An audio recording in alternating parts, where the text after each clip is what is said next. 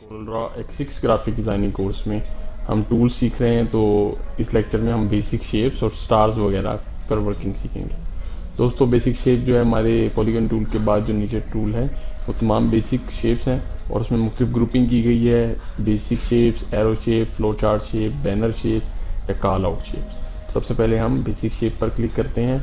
हमारे पास ये शेप का आइकन आ गया है। आप जहाँ भी खींचें तो एक शेप बन जाती है जो एक रेक्टेंगल है, वो किसी एंगल पर घुमाया हुआ है। तो जहाँ भी आपके किसी शेप पर रेड कलर का इस तरह का नोड नज़र आए तो इसका मतलब है कि ये शेप टूल से हैंडल होगा और आप शेप टूल से इसको कहीं भी खींच के इसमें अपनी शेप में चेंजिंग कर सकते हैं। इसी तरह बेसिक शेप में हम यहाँ पर और देखना चाहते हैं कि इसमें क्या है, तो स्टार्ट ऊपर जो ऑप्शन बार है वहाँ पर प्रॉपर्टीज़ में देखते हैं। तो हमारे पास ये सारी बेसिक पे में चीज़ें हैं, बेसिक चीज़ें हैं, शेप्स हैं जो हम इसकी कहीं भी ड्रॉ कर सकते हैं। तो देखिए हमने ये एक फेस सा ले लिया, उसको ड्रॉ किया है। तो ये इसे हम स्माइल कर रहे हैं और रेड कलर का नोड ये नज़र आ रहा है। तो आप इसका अगर ऊपर को खींच दें सीरियस हो जाएगा, ऐसे करने तो इस साइड इफेक्ट बनाने लगते हैं।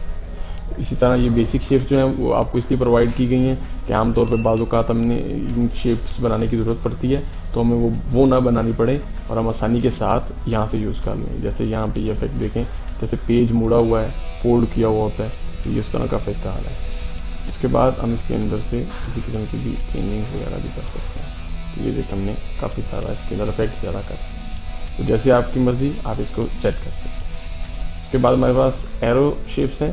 एरो शेप्स पर क्लिक करते हैं तो आमतौर पे एरोज़ वगैरह, तीर वगैरह मुख्तलिफ स्टाइल्स में बने हुए आ रहे हैं। आपको जिसकी ज़रूरत है आप वो यूज़ कर सकते हैं।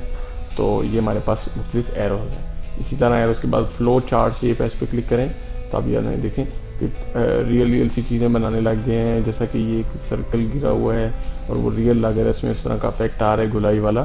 तो ये जो है ये चीज़ ग्राफिक डिज़ाइनिंग में बहुत ज़्यादा काम आती है। तो हमारे पास फ्लो चार्ट में इस तरह की शेप्स हैं जो रियल के करीब करीब हैं और मुख्तलिफ इफेक्ट्स वगैरह बना सकते हैं। इसी तरह इसके बाद हमारे पास है बैनर शेप। बैनर शेप पे क्लिक करते हैं तो ये बैनर की तरह का हमारे पास आ जाता है। जैसे कोई ब्रोशर्स वगैरह या फ्लेक्स वगैरह पर किसी ऑफर का बताया गया होता है तो इस तरह बैनर्स लगाए जाते हैं। तो यहाँ पर देखिए आपको दो नोड्स नज़र आ रहे हैं। ये येलो नोड जो है वो इसकी हाइट ज़्यादा कर रहा है और ये जो रेड नोड है इसकी विड्थ ज़्यादा कर रहा है। तो आप ये अपनी मर्जी से जैसे चाहें इसको एडजस्ट कर सकते हैं। और इसके अंदर कुछ और एग्जाम्पल भी हैं तो वो आप इस तरह से यूज़ कर सकते हैं। उसके बाद हमारे पास लास्ट में कॉल आउट शेप्स हैं।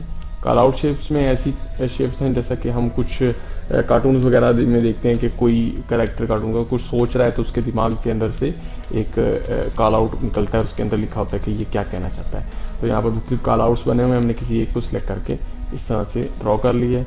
इस तरह से हम इसको कहीं भी घुमा भी सकते हैं और इसमें कुछ भी लिख सकते हैं। और तो ये हमारा